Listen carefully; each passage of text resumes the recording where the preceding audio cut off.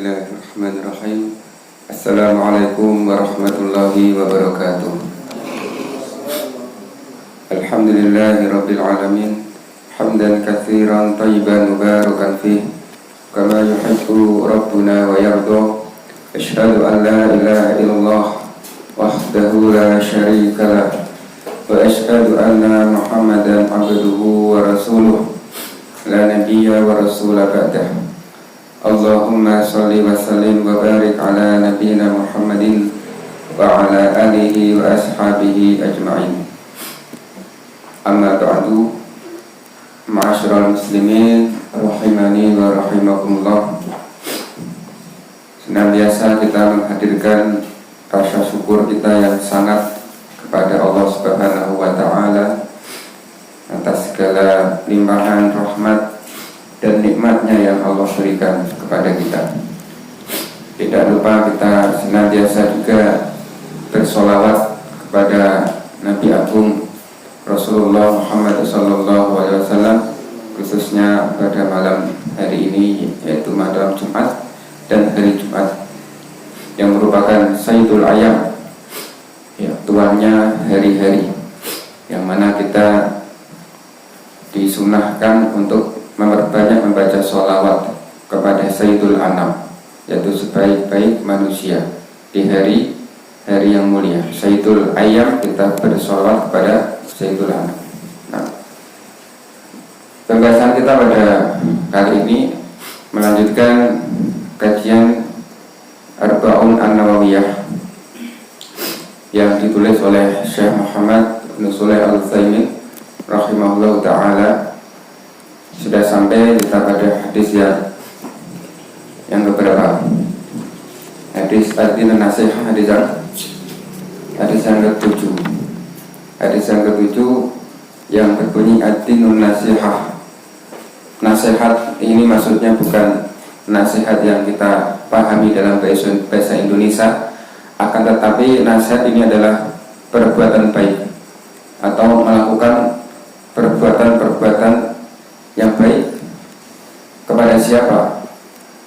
Rasulullah mengatakan lillahi wa li kitabihi wa li rasulihi wa li a'immatil muslimin wa ammatihim, yaitu kepada Allah Ta'ala, kepada kitabnya, kepada rasulnya, kepada para pemimpin kaum muslimin, dan kepada umat muslimin pada umumnya. Adapun nasihat kepada Allah sudah kita bahas, begitu juga yang berkaitan dengan Rasulullah dan kitab Allah juga sudah. Sekarang kita masuk pada berikutnya, yaitu an-nasihah li a'immatil muslimin, yaitu kita hendaknya berbuat baik kepada para pemimpin kaum muslimin. A'immah itu adalah jamak daripada imam, artinya pemimpin, ya, atau imam ini disebut juga sebagai qudwah. Qudwah ini panutan, yang dijadikan sebagai panutan, ya, qudwah. Dan a'immatul muslimin itu ada dua. Yang pertama adalah al-ulama, yaitu ulama, yang mana yang dimaksud dengan ulama ini adalah ulama ar-rabbaniyun, yang mana mereka ini mewariskan daripada apa yang telah Nabi wariskan, yaitu berupa ilmu, ibadah, berupa akhlak, dan juga dakwah. Jadi yang Nabi wariskan adalah ilmu dan ibadah, akhlak, dan dakwah. Mereka ini adalah ulul amri hakikoh, ya. Ulama itu adalah ulul amri yang sebenarnya, yang sejatinya, ulil amri. Karena ulama ini menyeru kepada semua manusia secara umum, ya, baik menyeru pada umaro daripada kalangan pemerintah, dan juga menyeru kepada kaum muslimin pada umumnya. Dan ulama ini menjelaskan agama-agama Allah dan berdakwah kepadanya.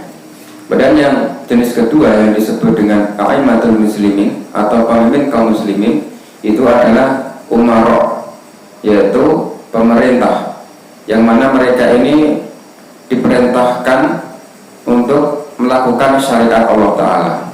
Maka dikatakan bahwasanya ulama itu mubinun, orang-orang yang menjelaskan agama Allah Ta'ala. Kemudian para umara ini adalah orang-orang yang melaksanakannya atau pelaksana, yang kemudian dipimpin oleh umara ini untuk disampaikan kepada rakyatnya, dikomandoni. Ini hakikatnya ulama, ya. Ulul amri hakikatnya antara ulama dan umara ini saling bersinergi. Ulama ini yang menjelaskan mana yang hak, mana yang batil, mana yang halal, mana yang haram. Kemudian umaranya, pemerintah ini yang menjadi pelaksana, yang dan mengajak rakyatnya semua. Ya. Maka yang nomor 1 dari kalangan ulul amri ini adalah ulama hakikatnya. Karena ulul amri ini, ulama ini menyeru pemerintah, juga menyeru pada semua orang. Dan nasihat kepada ulama atau perbuatan baik kepada ulama itu bisa kita lakukan dengan beberapa hal. Di antaranya yang pertama adalah dengan mencintainya, mahabbatuhum. Yang pertama, kita wajib mencintai para ulama. Limada qala Syekh Ibnu Utsaimin, li'annaka idza lam tajid ahadan fa innaka lan tata'assabi. Kenapa? Karena jika engkau tidak mencintai seseorang, maka engkau tidak akan pernah mengikutinya. Maka jika kita tidak pernah mencintai seseorang, maka kita tidak akan pernah mengikutinya. Atau kalau kita tidak mencintai, tidak menyukai ulama tersebut, maka kita tidak akan mengikutinya.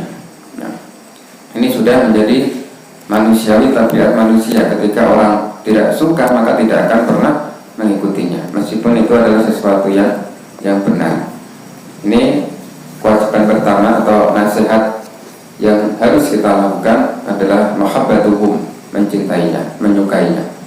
Yang kedua, ma'unatuhum wa musa'adatuhum fi bayanil haq, fatansuru kutubahum bil wasail al-i'lamiyah al-mutanawwi'ah allati tahdar fi kulli zamanin wa makan. Yang kedua adalah kita menolong ulama tersebut di dalam menjelaskan yang hak, di dalam menjelaskan yang benar. Di antaranya dengan kita menyebarkan kitab-kitabnya, dengan kita mengajarkan kitab-kitab yang telah ditulisnya. Nah, sebagaimana kitab yang ada di depan kita ini adalah karangan Syekh Muhammad bin Shalih Al-Utsaimin, ya, beliau ulama yang tersohor abad ini, ahli fikih dan ahli yang lain.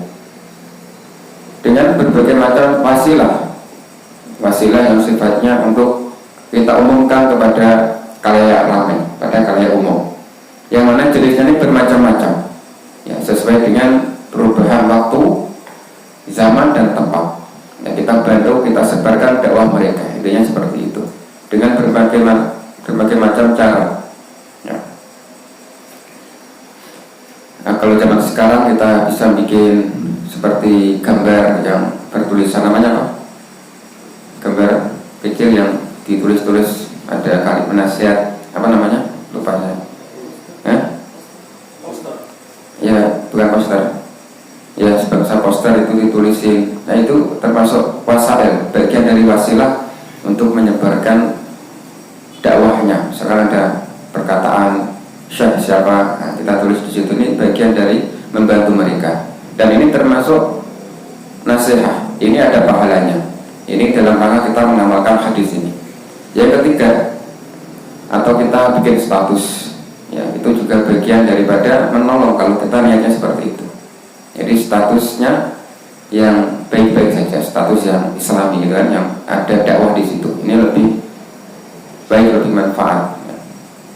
Dan di sini kita niatkan menolong ini para ulama yang telah berdakwah, yang telah mendahului kita. Yang kita tolong dakwah mereka, kita bantu di dalam penyebaran yang hak ini. Al-Faris yang ketiga, ad-dabu an-a'radihim, yaitu kita membela kehormatannya, kita bela kehormatan ulama tersebut. Ya. Misalkan ulama tersebut memiliki suatu pendapat yang sekiranya menyelisih khalayak umum, kemudian banyak orang yang memprotesnya, maka kita hendaknya kita tabayun dulu, benarkah, betulkah ini yang mengatakan ulama tersebut gitu. Intinya kita mencari kepastian dulu. Kalau ternyata apa yang dia katakan itu ternyata tidak benar, ternyata memang menyelisih pada khalayak umum, dan itu ternyata salah misalkan, maka kita kita datangi ulama tersebut dengan cara yang baik, kemudian kita tanya tentang hal tersebut supaya ulama ini menjelaskan kepada kita supaya lebih jelas lagi bagaimana penjelasannya. Ini diantara adab ketika kita mendapati ada seorang ulama yang keliru dalam suatu hal. Nah, kita datangi, kita tanya ulang, benarkah engkau yang mengatakan seperti ini? Tolong jelaskan kepadaku bahwasanya engkau lebih tahu tentang hal ini, maka terangkanlah kepadaku. Begitu beliau menjelaskan dan ternyata memang menyelisih sesuai yang dipikirkan oleh orang-orang banyak, maka di sini adalah waktu kita untuk bermunakosah dengan ulama ini, misalkan seperti itu. Tentunya ini yang datang sama-sama ulama, ya kan? Karena ini akan bermunakosah, akan berdiskusi, ya. Tapi dengan cara yang baik, dengan cara yang adab yang agung, dengan mengagungkannya, mentaatin, dengan taatin kepadanya. Ini di antara adab dalam menjaga kehormatan ulama. Tidak seperti yang dilakukan oleh orang-orang yang jahil, yang mana mereka ini datang kepada orang alim ketika melihat khilaf yang menyelisih orang-orang banyak, dan dia datang kepadanya dengan kekerasan, dengan marah-marah, ya. Dan dia nafadu bi aidihim, ini mengibaskan tangannya kiri-kiri di depan ulama tersebut sambil marah-marah, ya. Nah, ini yang dilakukan sebagian orang-orang yang jahil. Maka yang ketiga, kita menjaga kehormatan ulama. Kemudian yang keempat, di antara perbuatan baik yang harus kita lakukan kepada ulama, kama qala Syekh Ibnu Utsaimin, annaka idza ra'aita minhum khata'an fala taskut wa taqul hadza 'alam minni. Jika engkau melihat ada seorang ulama yang salah, maka engkau jangan diam, dan juga jangan mengatakan sesungguhnya saya lebih tahu daripada dia. Ya. Diam, tapi dia seolah-olah di sini ada kebanggaan yang ulama ini ternyata lebih tahu saya lebih tahu daripada ulama ini. Ini tidak boleh. Tapi hendaknya apa? Kalau misalkan menemukan kesalahan dari ulama tersebut, maka hendaknya seperti yang tadi, kita bermunakosah, berdiskusi dengan adab dan penuh ihtiram, dengan penghormatan. Karena terkadang seorang ulama yang dia memang sudah ulama gitu kan, betul-betul ulama, atau orang-orang yang sudah alim, sudah banyak menguasai disiplin keilmuan dalam Islam, terkadang dia ini mendapatkan suatu pencerahan dari orang yang kelasnya di bawahnya. Terkadang ada orang yang alim, tapi dia ini mendapatkan pencerahan itu dari orang yang di bawahnya, kelasnya di bawahnya. Jadi dia mendapatkan kesadaran itu karena ada orang di bawahnya, mungkin muridnya atau mungkin temannya yang levelnya jauh lebih rendah dari dia, tapi dia bisa mendapatkan faedah dari orang yang levelnya tadi lebih rendah dari dia. Ini terkadang seperti itu. Maka tidak mengapa ketika ada seorang alim yang salah kemudian dinasihati, ya, diberi arahan yang baik, ya, tentunya dengan adab yang baik. Tapi kalau tidak dengan adab yang baik, maka tidak boleh, harus dengan adab yang baik. Ini termasuk bagian daripada nasihat ulama, ya, berbuat baik kepada ulama. Dan yang kelima, antadullahum al khair ma yakunu fid da'watin nas. Fa idza ra'aita hadzal 'alim muhabban linasril ilmi wa yatakallamu fi kulli makanin wa taran nas yatasaqalunahu wa yaquluna hadza asqalu 'alaina. Jika antadullahum al khair ma yakunu fi da'watin nas, engkau mengarahkan atau menunjukkan kepada ulama ini dalam kebaikan ketika berdakwah kepada manusia. Maksudnya gimana? Ya, kita mengarahkan sesuatu yang hubungannya ini dakwah dengan manusia, kita arahkan pada yang baik. Contohnya misalkan engkau melihat seorang alim yang dia ini suka, senang menyebarkan ilmu, di mana dia berada dia akan ngomong. Dia akan ngomong dimanapun dia berada. Setiap ada tempat di situ ada orang, dia akan ngomong, menyebarkan ilmu. Dan engkau melihat bahwasanya orang-orang ini merasa keberatan, yang merasa berat dengan kehadiran orang alim ini yang setiap kali ada orang dia berdiri dia ngomong, menjelaskan ilmu. Dan orang-orang sudah mengatakan hadza asqalu alaina, ini memberatkan kami. Ya. Artinya memberatkan kami. Ya karena mungkin setiap ketemu pasti ceramah, setiap ketemu pasti ngomong terus. Ya, ini memberatkan. Kullama jelasna koma ya hadis. Faman nasiha li hadzal alim an tusira alaihi alla yatakallama bil fima yunasibul maqam. Maka orang-orang yang tadi mengatakan ini memberatkan kami. Kenapa? Karena setiap kami duduk, dia berdiri, dia bicara. Setiap kami ada di satu tempat duduk, dia berdiri, dia bicara. Itu. Jadi hanya duduk untuk mendengarkan dia ngomong saja. Ya. Maka ketika kita melihat ulama atau alim yang seperti ini, kita arahkan yang baik kepada ulama ini. Supaya apa? Supaya tidak berkata kecuali pada posisinya, pada tempat yang sesuai. Tidak berkata sesuai dengan porsinya. Dan jangan kemudian engkau mengatakan ini idza qultu dzalik mana'tuhu min nashril ilmi. Jangan kau katakan ketika engkau melakukan hal ini, yaitu engkau menunjukkan pada alim ini supaya tidak bicara kecuali pada tempatnya. Engkau jangan mengatakan kalau hal ini adalah sebagai bentuk pencegahan terhadap penyebaran ilmu. Jika aku mengatakan hal seperti ini kepada alim tersebut, maka aku telah melarang di dalam dia menyebarkan ilmu. Jangan kau katakan seperti ini. Lalu ini orang alim sedang bicara yang baik dimanapun dia berada, dia semangat menyebarkan ilmu, kok dilarang. Ini saya takut, ini justru saya melarang mencegah orang yang menyebarkan ilmu.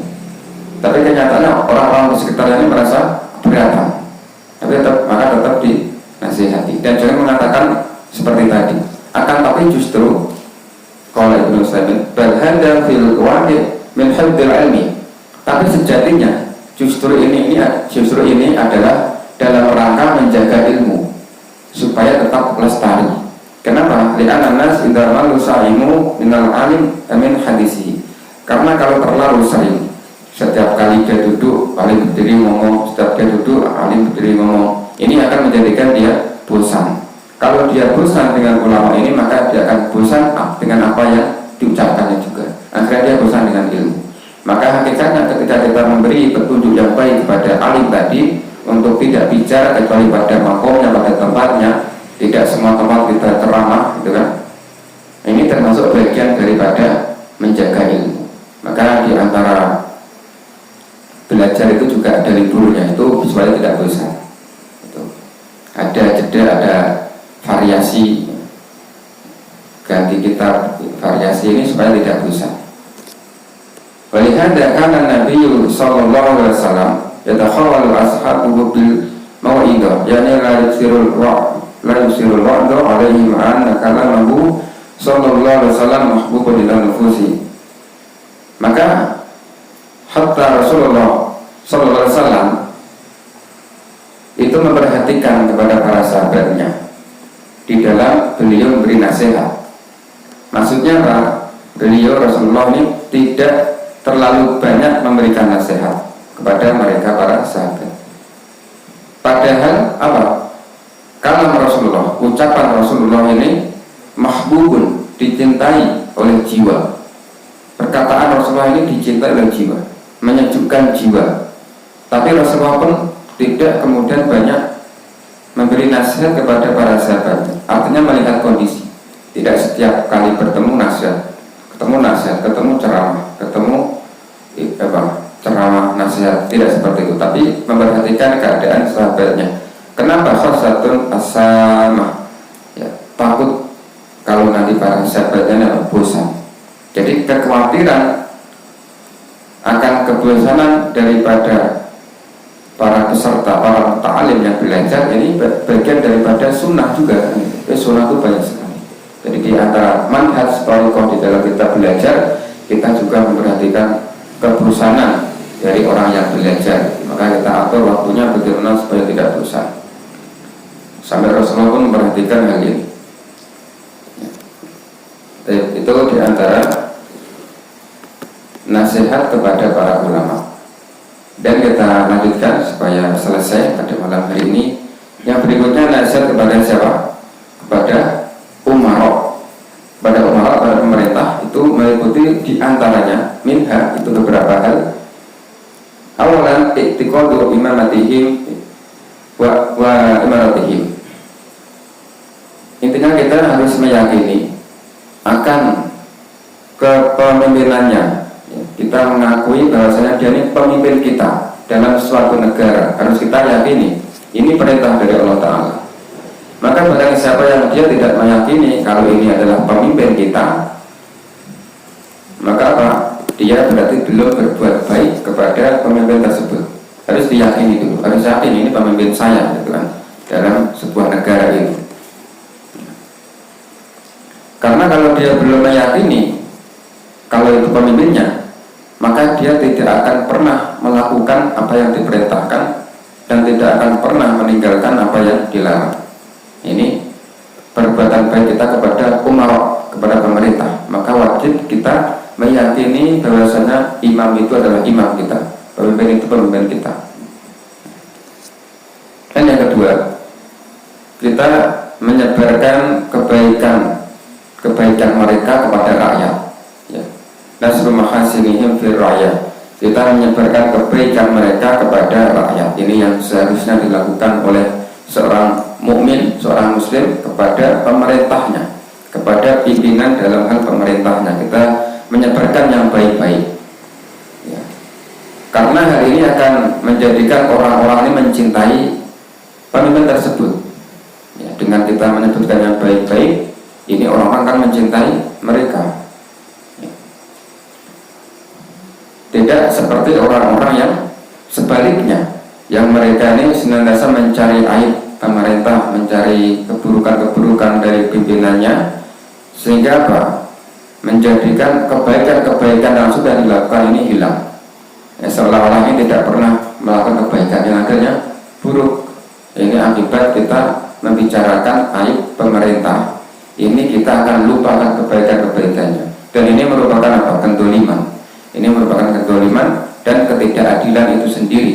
Seringkali kita mencerca pemerintah nggak adil, ternyata banyak dari rakyat juga tidak adil terhadap pemerintahnya. Ketika dia membicarakan keburukan-keburukannya tapi melupakan kebaikan-kebaikannya, maka aib-aib yang seperti itu seharusnya memang ditutup dan menyebarkan yang baik-baik. Ini yang seharusnya. Ini hukum asalnya seperti itu, sikap seorang mukmin kepada pemerintah. Ya. Kemudian yang berikutnya, yang ketiga di antara nasihat kepada umara, yaitu kita melakukan apa yang telah diperintahkan, ya, dari yang baik-baik. Ya. Kalau yang diperintahkan maksiat ya jangan dilakukan. Kalau yang diperintahkan baik, memang maslahat, memang itu secara ilmiah, secara agama itu benar, ya kita taati. Ya. Tapi tidak dalam hal kemaksiatan. Li'annahu la ta'ata li makhluqin fi maksiatil khaliq.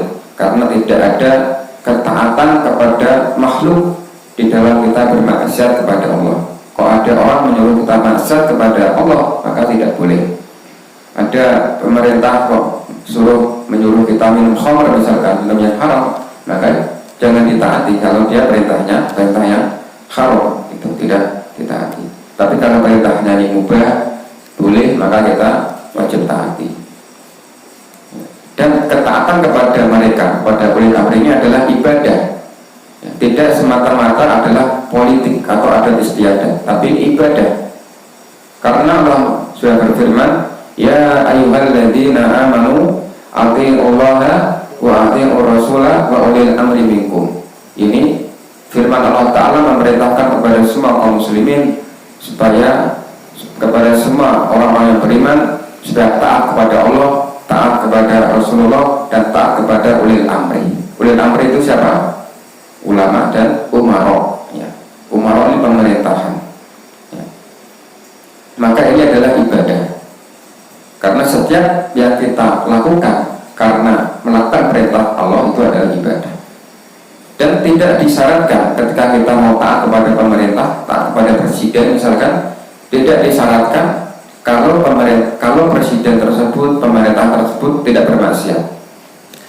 Meskipun presiden tadi bermaksiat, dia bermaksiat kepada Allah, tetap kita harus taat padanya ketika dia memerintahkan yang baik. Karena kemaksiatan dia ini urusannya dia dengan Allah Ta'ala. Adapun urusan kita ini taat kepada pemerintah, taat kepada ulil amri, ini karena perintah Allah. Dia bermaksiat, urusannya dia dengan Allah Ta'ala. Seperti itu. Kemudian yang keempat, kita menutup aib-aibnya. Kita menutup aib-aibnya. Setru ma'aibihim ma'amkan. Sebisa mungkin kita tutup aib-aibnya. Ya, jangan ngomong yang jelek-jelek pemerintah. Tentang hal pemerintah, kita tutup aibnya. Setidaknya kita tidak ngomong yang jelek. Kalau kita tidak bisa ngomong yang baik, kita tidak bisa melihat kebaikannya, misalkan yang terlihatnya jelek semua, ya sudah, kita nggak usah ikut ngomong. Boleh nggak kritik syarat itu boleh, tapi kritik yang membangun itu sudah standar. Kritik yang membangun itu memang boleh di mana-mana.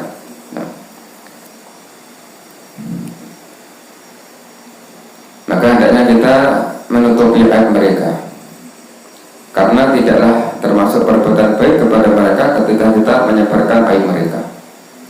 Karena hal ini akan menjadikan orang yang mendengar itu akan menjadikan marah. Orang yang mendengar ketika ada orang bercerita tentang keburukan pemerintah, yang dengar ini akan tersulut emosi. Oh, pemerintah gimana nih, gitu kan? Dan timbul dengki, timbul marah, timbul amarah kepada ulil amri. Akhirnya dia akan timbul kebencian dan melupakan kebaikan-kebaikan. Seperti itu. Maka jika kemudian hatinya sudah penuh dengan kebencian, kemarahan, maka dia akan berpotensi untuk memberontak dan khuruj keluar dari pemerintah, atau dia tidak mau taat lagi kepada pemerintah. Ini bahaya, ini maksiat. Ketika orang saking bencinya dengan pemerintah karena sering mendengar aib-aib pemerintah dan muncul di hatinya, kemudian meledak, maka dia ini berpotensi khuruj, menyerang pemerintah. Ya, ini akibat fatalnya. Dia menjadi khawarij. Khawarij ini adalah orang yang berakidah menyimpang. Dia keluar dari pemerintah, keluar dari ketaatan kepada pemerintah yang pada hakikatnya itu diperintahkan oleh Allah Subhanahu wa Ta'ala. Maka dia telah bermaksiat, dan itu sebabnya itu karena sering mendengar aib pemerintah. Itu sebabnya. Maka kita hati-hati dengan aib-aib yang tersebar, bahaya. Itu kalau kita tahu ini bahaya sebetulnya. Makanya ya kita berusaha semaksimal mungkin kita menutupi aib. Ya setidaknya kita tidak ngomong, tidak ikut-ikutan mencela, mencibir pemerintah. Ini bukan seharusnya kita lakukan sebagai seorang yang beriman dan sudah belajar kan gitu.